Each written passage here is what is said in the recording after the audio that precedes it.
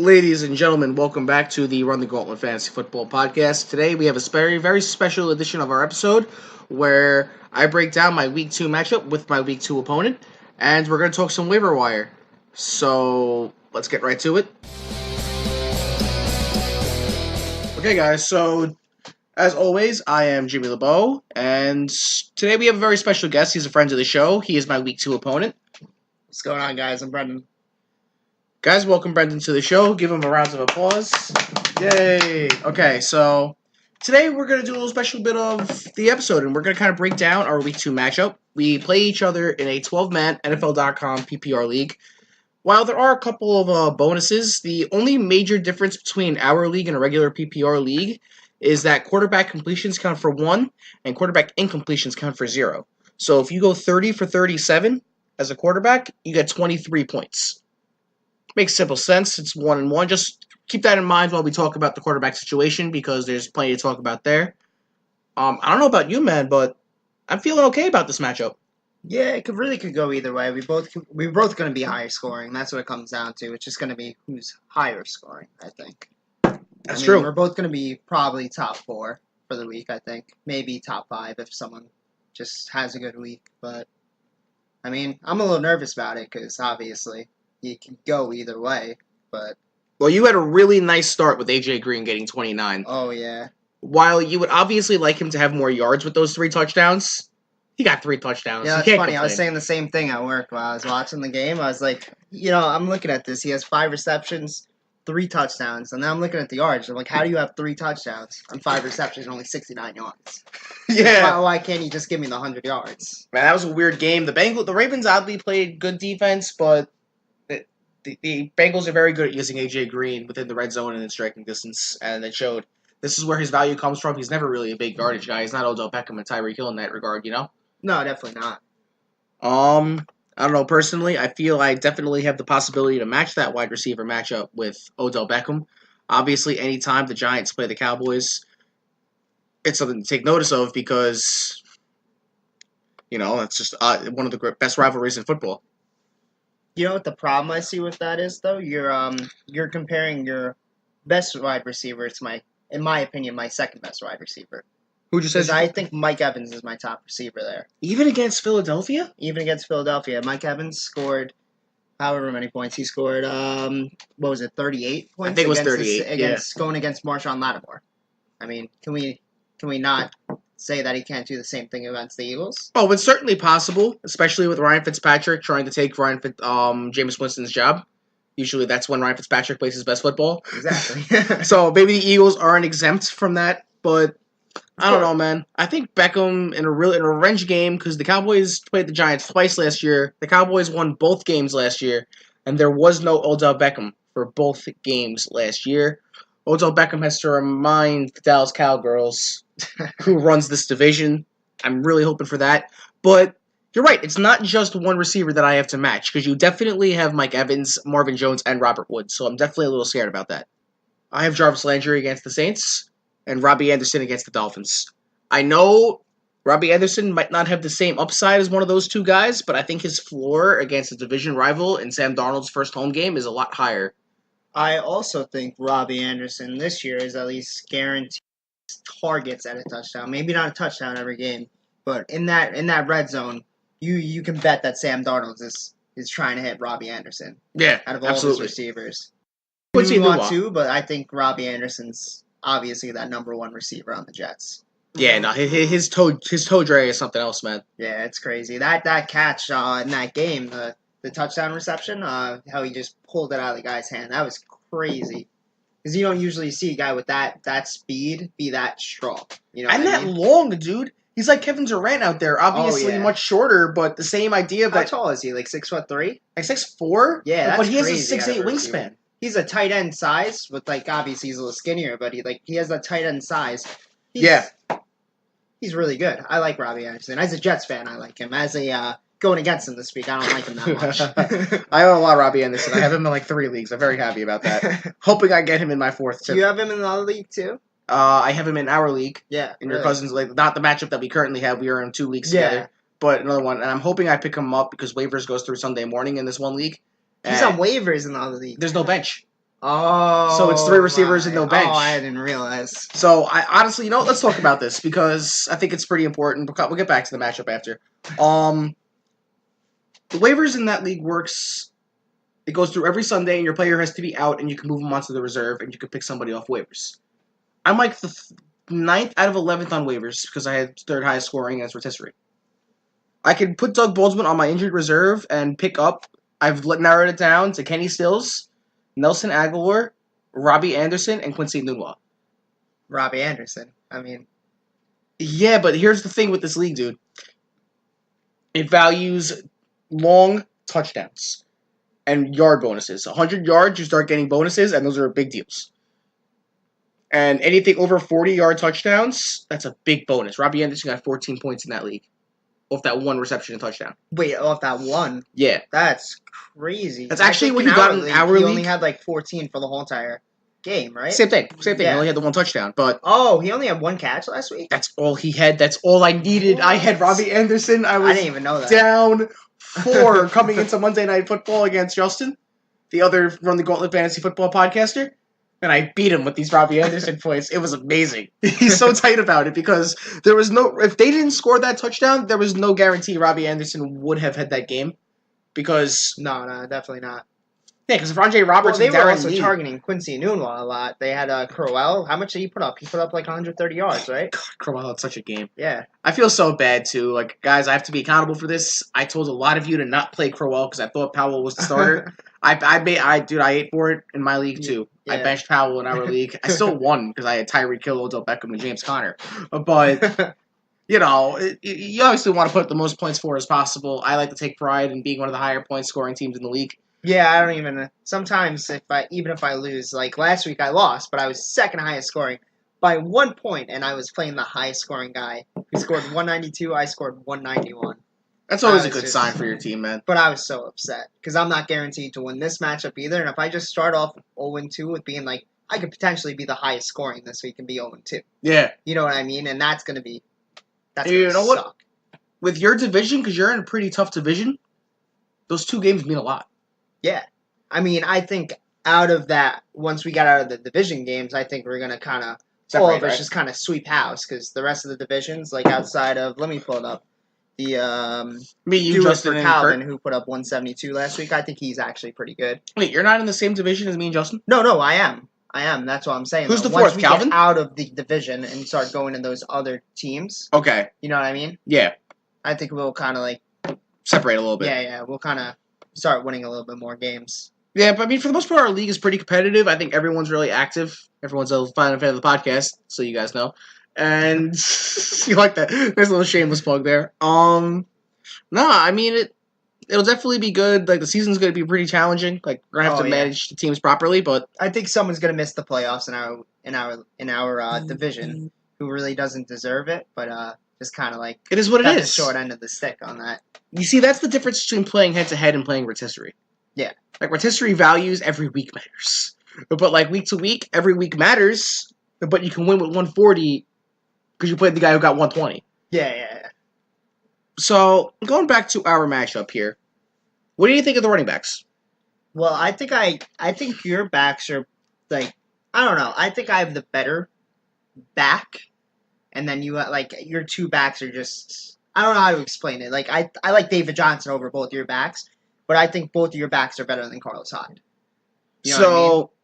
Would you say that my combined total for my running backs is higher than your combined total for running backs because of the... doesn't have to be. It depends on David Johnson, I think. Yeah. Is what it comes down to. Just David for the record, Johnson guys... could score more than both of your backs, I think. He has the potential there. Yeah. I don't think he will, but he could. I think my backs will score maybe a little bit more than yours, but it'll be close, just because our backs are about the same. Yeah, just so the listener knows, my running backs are Dion Lewis for the Titans. He's at home against the Houston Texans. And Kenyon Drake on the road against the Jets. I'm actually not happy about that matchup. And Brendan's running backs are Carlos Hyde at New Orleans and David Johnson against the Rams. So you have 2 pretty tough matchups. I have 2 pretty tough matchups. I think David Johnson will get you more points. I think he'll probably be the highest scoring of the 4 backs. But I think my ace in the hole will be my flex, which is James Conner. You know what? You say that, but I like Marvin Jones this week, and Robert Woods this week too. Well, Robert Against Woods is your flex. Marvin Jones is a I know, receiver. but either of them, they're kind of about the same. You know what I mean? I kind of consider them at an equal level. Yeah, they're the same tier player. I agree. Yeah, yeah. So I guess Robert Woods too. Then, if we're just talking strictly flex, I think Robert Woods could match James Conner. I don't think it's unheard of. I don't know if he will. I think he has the upside. James Conner's got a nice matchup against Kansas City. I know, but Robert Woods is very good. Let's not forget what he did last year before the injury. Yeah, true. And Patrick Peterson is probably going to be covering Brandon Cooks. So Arizona definitely just got pretty. Yeah. Plus, as I was telling you last week, well, I was watching Detroit Jets and then Raiders Rams. Yeah. I was watching both those games, like on the edge of my seat because I saw both of my receivers have 3 or 4 targets where they were going to score like a 50, 60-yard touchdown if the quarterback just didn't overthrow them. So they're getting those targets. That's what I like to see because Goff and Stafford aren't always going to overthrow those guys. They're going to connect. I agree 100%. Especially. So you got to keep that in mind. I'm not saying that it happens this week, but it's going to happen with those guys. They're going to drop me a lot of points. The problem is that their floor is a little lower than the rest of them. So if you catch them on the bad week, they can score like 6 or 7.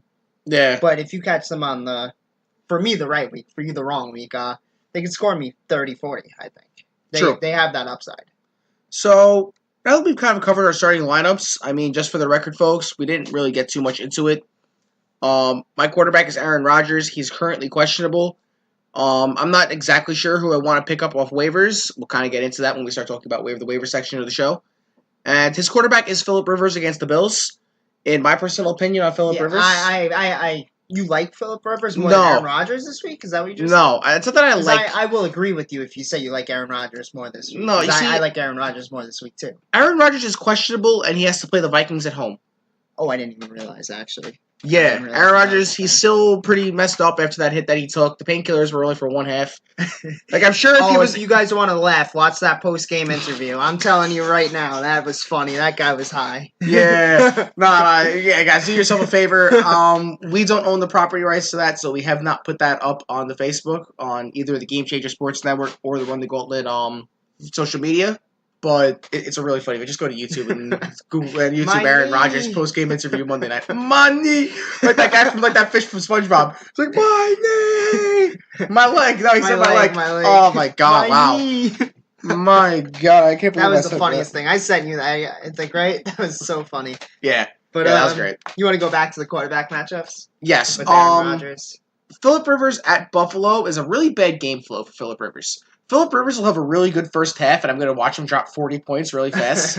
But if they blow out Buffalo by 4 touchdowns by the middle of the third quarter, Phillip Rivers isn't going to do too much past that. But if he has me 40, he's obviously going to drop off a little bit because obviously if he's not throwing it as much, he's going to have. He might say, I think he'll score me like 30. His minimum is 30. Yeah. His minimum was 30 this week, and if Melvin Gordon does not receive those touchdowns through the air like he will on the ground, because I anticipate Melvin Gordon to have 2 or 3 touchdowns this week. I hope. I have a mile at least. So I do. I really hope Melvin Gordon falls out.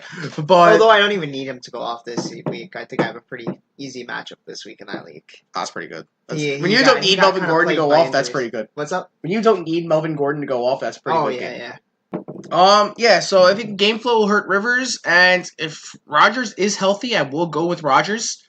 But that Minnesota Vikings defense does scare me quite a bit. Like, Jimmy G is the real deal. That, in my personal opinion, I don't know about you, but I think Jimmy G is still going to be a really good NFL quarterback. Oh, yeah. And he threw in 3 interceptions. That defense has not missed a step. We'll talk about our bench a little bit, just to highlight some of the players we have there. Who would you say is the best player on your bench right now? Kenny Galladay. Kenny Galladay? Yeah. He is going to be consistent. I would be starting him, as I said, if it wasn't for Marvin Jones' upside. Because I think Kenny Galladay is that number 2 receiver, but Marvin Jones has those big targets. So you think he's the number 2 receiver over Golden Tate? Actually. Judging from how much he was targeted, I've heard a lot of stuff about Kenny Galladay that's coming into this season, that he's going to have a bigger role in that offense. Absolutely. I think behind Golden Tate, he's that number 2 receiver. Not saying that Marvin Jones can't have his games. So he's the number 3 receiver, to clarify. Who, Marvin Jones? Is he the number 2 or the number 3? I'm Does it saying go Kenny Jones, Galladay's gonna be Galladay, Tate? targeted more than Marvin Jones in terms of like Targets, right? But I think Marvin Jones is going to be targeted on bigger plays. Okay, so will he be second on the team in targets or third on the team in targets? I think he'll be second on targets. Wow. And what, Yeah. Jones will be third? Jones will be third, but as I said, he has that upside because he's gonna, which is why I'm not swapping him out. Okay, no, that's fair. He had more targets last week. I understand it. That's just my personal thing. Now, if Golden Tate were to go down by something, I think they would just kind of like be about the Marvin Jones and Kenny Galladay would be about the same at targets. Yeah, I agree But with Golden Tate in, I think Marvin Jones will only really be targeted a couple times a game for like big gains. He'll kind of primarily be there. He's not going to be really targeted that much for short gains. True. I agree with that. So I'm looking at your bench right now, man. I know you probably didn't hear about this because you were driving, but Josh Gordon just got released by the Browns. Yeah. So That's if you want, crazy. maybe when we talk about the waivers, man, maybe make a live transaction on the podcast and see what you can do there because there's no sense in owning him if he's not on the team anymore. I understand that, but I might just wait a week to see if he goes on a team because it's still Josh Gordon. If he goes to a team where they don't have Jarvis Landry on the team, that could be a good receiver to have. I might wait a week to drop him. I respect the patience. Yeah. Plus, you get to see who pulls out week 1. I don't really need. I have Galladay. I have Martavis Bryant. I understand. I picked him up again. You definitely need one more receiver on your bench, dude, because I don't think I do. I have like 5. I just don't like the ones you have. Galladay is nice. I'll give you Kenny Galladay. DJ Moore. I like him. I know nobody else likes him, but I think by week 3 or 4, he's going to start getting a lot more targets. Dude, I respect it. I owned Mike Williams all of last year, and he didn't do jack for me. Yeah. So, I respect that. Martavis Bryant, I mean, he just returned to the Raiders. You can't really practically expect anything from him until week 3. So, a guy that I particularly like on my bench right now with the Joe Mixon injury is actually Gio Bernard. I mean, if you look at the way he ended the year last year in fantasy-wise, he had an 18, 13, 33, and a 12. Wow. That's crazy, right? That's good score. I mean, he had 7 with Joe Mixon in the game. I'd imagine that I don't think he will start for me next week just because I have Carlos Hyde there. But it's someone to look out for. He might replace Carlos Hyde in the week after that. In my opinion, at least. I'll have to look at the scores. Well, no. I mean, if Carlos Hyde, I'm assuming you mean Joe Mixon. I'm talking about on my team. Like Carlos Hyde. Well, who does Gio Bernard play next week? Next week, I gotta look at that. Hang on. He plays Carolina next week. All right, well, week 3 on a short week, Carlos Hyde is home versus the Browns. Honestly, I prefer he is on the Browns. Well, against the Jets. Oh. I'm thinking of the Jets like we're against the Browns. No, the Browns are home for the Jets on Thursday Night Football. Well, man, I hope Tyrod Taylor cannot play that game because I love Baker Mayfield. But at Baker Mayfield, is Tyrod Taylor hurt? No, he's fine. Oh, I'm just hoping I get to see Baker Mayfield for Sam Darnold. That's crazy. That's a matchup to come, though. I know. That's gonna be. I think those are the 2 best quarterbacks in the draft. Another quarterback that I like. I think I texted you this before. Mason Rudolph. You did. You were talking about this today. I don't necessarily like him as a quarterback, but I like where he ended up. The Steelers know what they're doing in the draft, and the fact that Mason Rudolph went to the Steelers, there's something there. Yeah, in my opinion. Oh, anytime a good quarterback goes to an accomplished franchise, you take notice. And they also did a really good job of getting James Washington, his number 1 receiver in Oklahoma State in the 2nd round, who's now currently their 3rd receiver. And guys, I've been talking about James Washington since early August on this show. James Washington is a nice rookie, especially in dynasty leagues or really deep 14, 16 team leagues. He should be owned. And I mean, he's a talented player. He was Biletnikoff Award winner, one of the best receivers in college football. Literally the best if you go based off the award. And that's only going to help Mason Rudolph because there's a clear chemistry there. But that doesn't always translate to the NFL. And unfortunately, we have to wait and see. Yeah, I mean, he did have 2 oh, you're talking about Mason Rudolph and Jake. It's actually really unfortunate. I actually owned him up until before the game, and I dropped him because I was able to get Cole Beasley, which I'm very happy about. So, speaking of Cole Beasley, I'm going to start talking about my bench. And I'm going to start off and just go from top to bottom. Cole Beasley against the Giants. Cole Beasley, I almost started him this week, but I really like James Conner in my flex. But Cole Beasley amassed 8 targets with Dak Prescott against the Carolina Panthers and had 7 receptions for 73 yards. It's pretty good. He might be the number 1 receiver in Dallas, as crazy as that sounds. I don't think he will be. Not yet. No. He won't be all season, but I think for the beginning of the year. Yeah, maybe. Cole Beasley's a veteran. There's obviously that chemistry there already. He's been on the team. Yeah. And he's trusted by Coach Garrett, so you have to respect that. I think Duke Johnson, he had 5 carries with 17 yards. Not very good, but he played in some pretty crappy weather. Oh, yeah. Like that was a lot of wind there. And it was Cleveland, right? It was Cleveland, yes.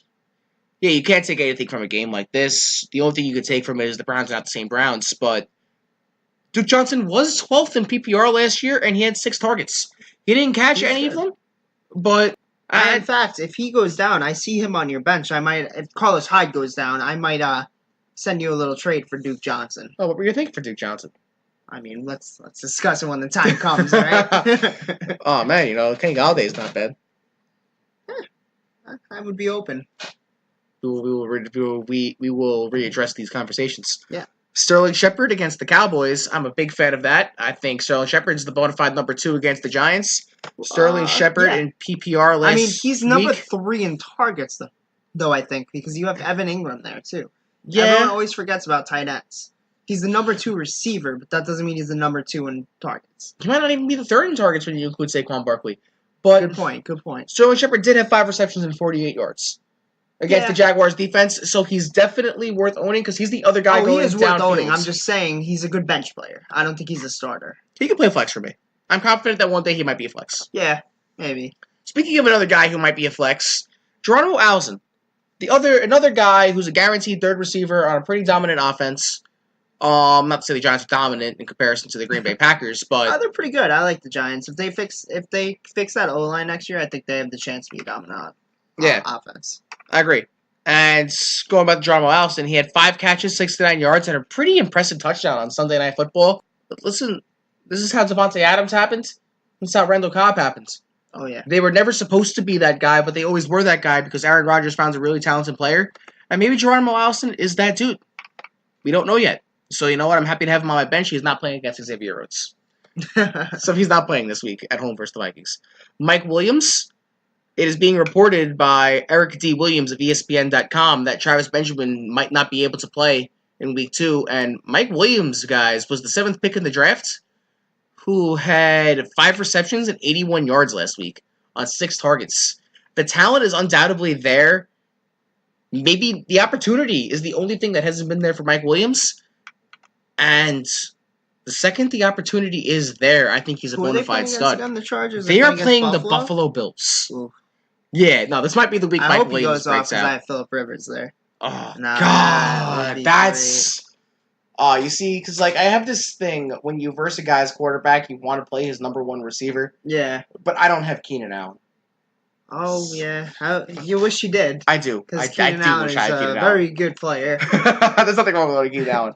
Another guy that might not have something to be worried about owning is Nyheim Hines of the Indianapolis Colts. Nyheim Hines had 5 carries against the Cincinnati Bengals for 19 yards without Marlon Mack, but also 7 receptions on 9 targets for 33 yards. 7 receptions? On 9 targets, dude. He's a running back and he had 7 receptions? Yeah, on 9 targets. Jeez. Yeah, dude, it's really impressive. I thought Marlon Mack was supposed to be the primary back. Marlon Mack didn't play last week. Oh, he didn't? He was out. But Nyheim Hines, coming from the Frank Reich, who's now the head coach of the Colts, and Frank Reich being the offensive coordinator of the Eagles for the past couple seasons, they used him a lot like the Eagles used Nelson Aguilar and Darren Sproles. He wasn't asked to be a running back. He was asked to be a gadget guy. He was asked to be somebody that could do a lot with little. And he produced, catching 7 of 9 reception to targets and having good stats. 37 snaps on offense when Jordan Wilkins, the starting running back, got 46. He was almost being used as a slot receiver and a 4th receiver than he was as a running back. That's good when your running back is used as a receiver in a PPR league. Yeah. Because it doesn't matter how many yards they get if they have 9 receptions. I'm not saying he's much more than a 10-point back, Nyheim Hines, but he's clearly the 3rd down back on the Colts. I mean, yeah. That's definitely something. If he keeps putting up 7 receptions, I think he's more than a 10-point back. Yeah, true, 100%. He didn't get a touchdown either. Yeah. And I do have one extra spot on my bench because I do own Mark Ingram.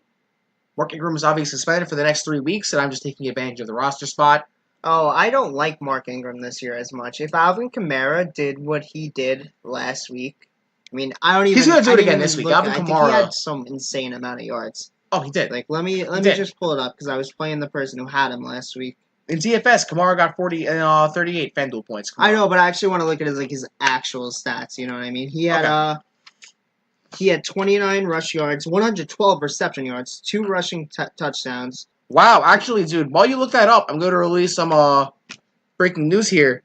Browns have not officially cut Josh Gordon yet, and have been listening to trade offers for the troubled wide receiver.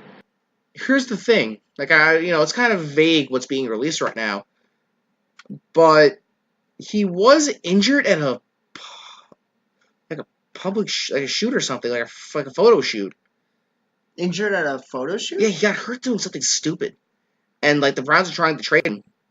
So yeah, he got injured during a promotional shoot as opposed to practice. He got injured shooting a commercial, something that he sponsors, and not even at practice. Did he get seriously injured, or? I'm not sure. The team doctors who evaluated Gordon's injury Saturday were also concerned that he was battling substance abuse issues. So that is unfortunate. He's a very talented receiver. And you know what, man? I feel bad. That's good. I feel bad, but that could be good for fantasy. Or if he goes to a team like the Redskins, the Dallas Cowboys, where they don't have a solid number one guy, Josh Gordon could be that number one guy. Absolutely. And that's good for fantasy owner. All you guys listening out there, check up on where Josh Gordon goes. And I like that if he goes to a team that doesn't have a solid number one, he could be that number one guy. Absolutely, and I like that you listed teams in the NFC because the Browns are obviously going to be unlikely to trade him to an AFC team. Yes. Because that's their conference. Well, I wasn't even just... But, it's one of those things. Teams consider what I just said. By the way, Alvin Kamara had 9 receptions last week. That's crazy. Wow. For a running back, 9 receptions. That's awesome, actually. That's crazy. Good for him. So is there anybody on waivers right now that you really value? Somebody that you think could be a nice spot start this week? I don't think for this week. I mean... Well, obviously, I think for this week, but I want to talk about a guy that I was talking. Maybe he's more valuable. Maybe he's more valuable long term than he is for week 2. I think he's valuable if there's an injury, and that is Spencer Ware. If Kareem Hunt goes down, you guys should all pick up Spencer Ware. I believe he is. Why? Did he not get picked up by the New York Jets? What? Well, I have not heard about this. What are you talking about? Yeah, no, I think he got cut. It says here he's on the Kansas City Chiefs. I might be thinking of Kendrick West. Yeah, you are. Wow. Yeah, West is on the Chiefs. Yeah, Spencer Ware is actually... I was bugging out because Spencer Ware is a very good back, and I would love him on the Jets. Wow, it would be huge if he was on by the Jets. Speaking of which, and it's really nice that you brought him up because he had 3 carries for 32 yards, and he did catch a ball. Obviously, the Chiefs are known for using a workhorse back, but Spencer Ware is owned in less than 1% of leagues. That might be a Le'Veon Bell James Conner situation in KC if you get that bell cow back. Oh, yeah. You see, I'm going to wait because I don't think he's going to get picked up until there's an injury. And then I'm just going to save up those waiver wire points and pick him up. Well, the big thing is you want to be ahead of the waiver wire. That's my big thing. That's how you win the waiver wire. Yeah. That's why when I picked up Kenyon Drake, it was a really big deal for me because a lot of people weren't going to pick up Kenyon Drake when the Dolphins traded Ajayi. Yeah. And I did get Kenyon Drake because I was a week ahead of the performance. I remember that because I got Damian Williams. And we all know how that worked out. And we also know how our game's going to work out. Obvious winner. And... our game. Okay. We'll see, man. We'll see. Let's not talk. Because right now I'm leading at 29-0. I mean, you put up 0 points already, so... I have the guy who goes on last, and the main event of your football Sunday will be Odell Beckham dropping 50. You watch out. 50. I hope he does for you, because you will need that 50. Yeah, exactly. And you know why he's going to drop 50? Because somebody that I have in the top 10 of fantasy quarterbacks this week is his quarterback, and that is Eli Manning. If you need a streaming option at quarterback this week, yes. This week, yes. If you need a guy for 1 week that's going to be your starting fantasy quarterback and you need to stream it because of an injury, Eli Manning should be your man. Eli Manning is not a very high... I do not like Eli Manning for fantasy whatsoever. He's really never an option for me to pick up. He's bipolar in his scoring. When I'm looking at quarterbacks to pick up for a bye week or an injury or whatever, I'm looking at Blake Bortles. I'm looking at those types of players who are young, who have a load of potential, who are on good teams. I'm not really looking at Eli Manning. Not that the Giants aren't a good team, but I think he's well past his prime. Not that he's not a solid starter for an actual team, but I don't think he's a solid starter for a fantasy team. Let me ask you something. I could be wrong. He could drop a lot of points this week. Let me ask you something. With Odell Beckham, Saquon Barkley, and that defense included in what I'm about to say, do the Giants have one more Super Bowl run with Eli Manning? They could, but that doesn't mean that he's a good fantasy quarterback. Okay, no, that's fair. Success on Sundays does not equate to success in fantasy Sundays. But if Eli Manning just decides to light up the Dallas Cowboys, he's definitely a valuable option this week. He is. It could happen. I mean, Dallas Cowboys is not the best defense. All right, so give your, because I want to wrap up the show now, give your final point total projections for our game. For our game, I think I will win. I'm going to say I'm going to drop 200 this week. I'm not going to lie. Wow. AJ Green putting up 29. I think I have the potential to drop 200, and I think you'll score like 175, 180-ish. Okay, I think you're going to score 200, and I'm going to score 201.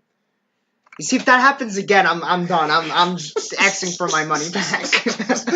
Commissioner, I'm sorry. I can't play with this guy anymore. Justin, I'm losing by 1 point every week, and I'm highest scoring every week. Oh, my God. I would honestly laugh my ass off. I'd be so angry. I'm second highest scoring again and lose by 1 point.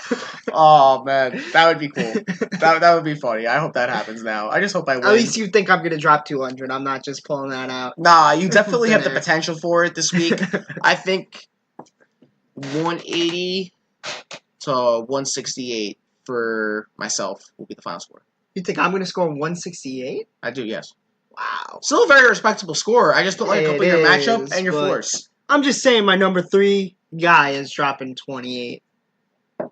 I don't know. You called him your number 2 before. You called him your number 2 before. No, I didn't. I called him my number 3 behind number 2 Mike Evans and David receiver. Johnson. He's my number 2 receiver. Okay. He's my number 3 guy. David Johnson is clearly better for fantasy than AJ Green. Not by much, but he is. David Johnson. He was the 3rd pick of the draft. Okay. I think Jarvis Landry's going to outscore him this week, but outscore AJ Green? Yeah, Jarvis Landry's a bad bet. We'll see, man. Jarvis Landry is not on the Dolphins anymore. He's good, but I don't know. Honestly, this is weird. 29 points, bro. This is a conundrum. This is something that's like a weird oxymoron for fantasy football this season. I think Jarvis Landry is worth more on the Browns than he was on the Dolphins. Because Jarvis Landry now... They have a better quarterback. Yeah, they have a better quarterback. They have 2 better quarterbacks than Jay Cutler. Right, we don't talk about that. That's actually a really good point. We have the Browns, being as the Browns, they have a better quarterback. They have a better... I want to say they have a better running game. That's fair. They have about an even running game. They have... I'd say better defense, too. Yeah. Not that equates to him having the highest fantasy But they do have better defense. He's going to be on the field more. Yeah. They have a better defense, and he's Jarvis Landry. He's not going to be used going 5 yards down the field and getting these dink and dunk passes. Yeah. He had 9 yards of yak last week, and he had 108 yards. Or 106 yards. Yak, for those who don't know, is yards after catch. When he was on the Miami Dolphins, he led the NFL in yards after catch. That was because he got a lot of screen passes. Jarvis Landry is being used as a stretch the field option now and not a dink and dunk option. And I think his upside is more the likes of Marvin Jones and AJ Green than people want to give him credit for this year. The problem is that I have Marvin Jones and AJ Green. Well, I have Odell Beckham and Jarvis Landry, so best of luck to you, I'm sir. just throwing that out there. Oh, man. Nah, I definitely think your team... I definitely think I'll take the dub this week. I have the Jets defense against Miami. I hope not, because if I go 0-2 with my lineup, I'll tell you what, I've seen people go 0-2 with worse lineups. It could happen. Worse lineups? Yeah. Yeah, no, I remember better lineups. I remember the 1 year Do It for Calvin in our league went 500, and he was balls to the wall. One of the best teams in the league. Really? Yeah, like it's happened, dude. Our league's really competitive. Last year I was in one of my leagues. I was highest scoring, and I came in 7th place, missed the playoffs. Yeah, no, dude. It was just because I scored high every week. But you got beat. But I just had a tough matchup every week. Yeah. And then when I didn't have a tough matchup, I'd score like career highs, season highs. Well, it's always a career high when you're in your first year of playing fantasy football, Brendan. This is my 3rd year. Is it your 3rd year? Yeah. I remember when we got you to do this, bro. I was excited. Yeah. You've definitely gotten a lot better in 2 years. Well, by this year, Padawan. I mean, I think I like my team this year. Both leagues, too. I like your team, too. Yeah, no, we definitely have I good don't like teams. your team that much this week because I think I'm going to outscore you. But Yeah. So, guys, we are the Run the Gauntlet Fantasy Football Podcast. I am Jimmy LeBeau, sitting here with a friend of the show, Brendan Smith. And please tune in on Sunday for all coverage of the games and last-minute roster moves and start sits. Ladies and gentlemen, please have a good Saturday night. Please get home safe. Please enjoy yourselves. Please don't drink and drive. I am Jimmy. This is Brendan Smith. We are out.